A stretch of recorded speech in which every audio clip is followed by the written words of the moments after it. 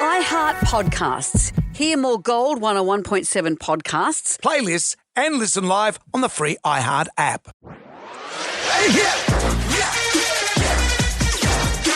It's Jonesy Amanda's cutting room floor.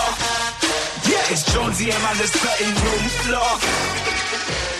On the cutting room floor, there's been a lot of controversy in AFL recently. We had the AFLW ladies with their controversial Guernseys. This is the jerseys. I'm not going to say Guernsey. Can I say jersey? This is the jerseys for the Indigenous round. And when you saw them, I'm sure just on display, they would have looked fantastic.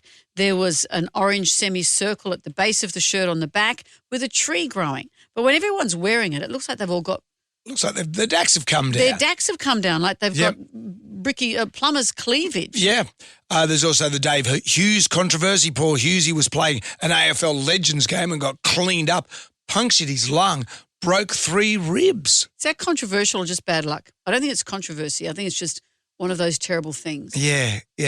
And now Snoop Dogg. Everyone's been talking about Snoop Dogg performing at the AFL Grand Final, whether or not he's a good fit. I think he's fine. He's going to put eyes on the game, certainly. That was the discussion. And then just pretty much the same week that the AFL have had a big internal discussion about homophobic language being used on the field and really coming out strong to try and stamp that out. That same week, as we know, Snoop Dogg is interviewed on a podcast and he said he went to see a film with his grandson where there was a homosexual couple and he said, how am I supposed to explain this? This isn't what I've signed up for. Bit of a rant. And people are going, are you a good fit for this? I don't know. Well, you know what? I feel Snoop Dogg's come out. I don't think he's homophobic in any sense. I think he might be a little old school. I'll be old school. He's the same age as me. So we're of that era. What era? A lot of people we're of the era of like when we were kids. Yeah, of course. And that's what the we AFL... were taught that homosexuality was bad. Yes, and we all have grown up. And I'm not saying it is bad. No, but we've all had to overcome what we learned in our early years. Of course, and in Snoop's defence, he didn't go on with a big rant about homosexuals. What he said, he was caught off guard and had no answer for his grandson. They're watching the show inside the movie theatre, watching the Buzz Lightyear thing. Yeah. But and the kid says, why are those two guys together? And he goes, this is what he says. He said he was blindsided. That's not what he said in that initial podcast. I'm pretty sure in that initial podcast he said, why do I have to put up with that in a film when I've taken my grandson to see a film? He was a bit more derogatory than his so-called apology. He's had an explanation rather than an apology because what's he gone on to say now? He's done the greatest thing in the world to get yourself out of trouble. I've noticed this is anything you do wrong, you can get out by saying these simple words. Teach me how to learn.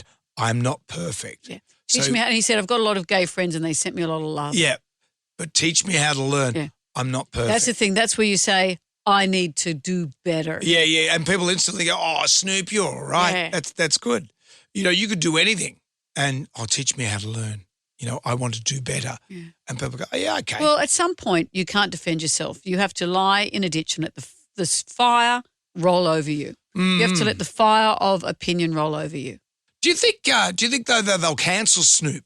Depends if Barnsley's free. Barnsley could do it. Barnsley's always ready to go in case of situation break glass, unless Barnsley does something controversial. No, I think Barnsley'd be ready to go. Barnsley would be ready. But you can't have Barnsley every time. No.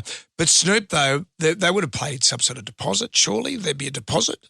Would there be clauses in the deposit if he says something inappropriate? Then again, he's Snoop Dogg. He's a rapper. And like with the deposit, would they pay with a check? Is that Mr. Dogg, D-O-G-G or D-A-W-G? There's a whole... Is Snoop your real first name? What's actually Calvin Brodus. Okay, whatever. Well, that's his name. That's why they have crisis managers on speed dial. I've got one. Have you got one?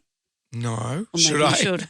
I don't really have one. But people do. They're media crisis managers. Yeah. I met someone whose husband does that and all her friends phone her when she's in crisis and said, put your husband on. What do I do? And pretty much the advice is lie down, let the fire roll over you and say, I promise to learn and do better. Until something else controversial happens.